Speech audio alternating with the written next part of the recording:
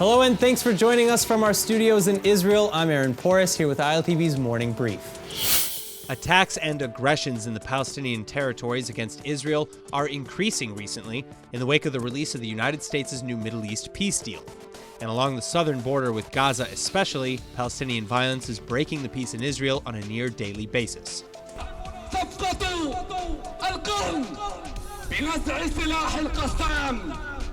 ونزع سلاح المقاومة سلاحنا أرواحنا مقاومتنا. Well, in Judea and Samaria, or the West Bank, rioters throwing stones at Israeli soldiers have been met with stun grenades and tear gas.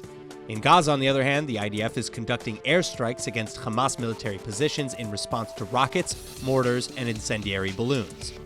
Israel is also now suspending cement imports to the Strip. But as always, the IDF holds the Hamas terror group in Gaza responsible for all Gazan attacks, and targets over the weekend included underground infrastructure and weapons storage warehouses.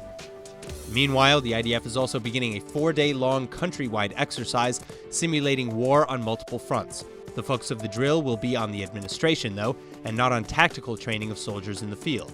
Specifically, the exercise is to improve communications and coordinations between different military wings. Now, both sides involved in President Trump's new deal of the century are responding to the proposals with mixed feelings.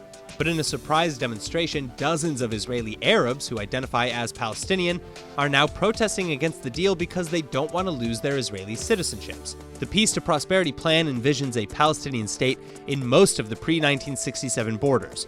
But it also discusses the possibility of negotiated land swaps over areas populated by residents who traditionally identify as either Israeli or Palestinian, like Al-Fahim, Al-Hulia, Kalantzaweh, and some other 11 communities in Israel's so-called Arab Triangle.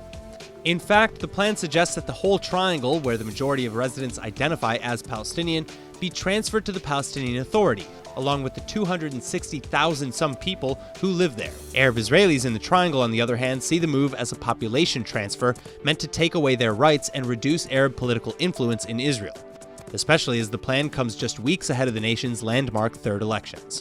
10 Israeli citizens have just been denied entry to Russia and detained in the Moscow airport just a day after Israeli-American Nama Issachar was released from Russian prison.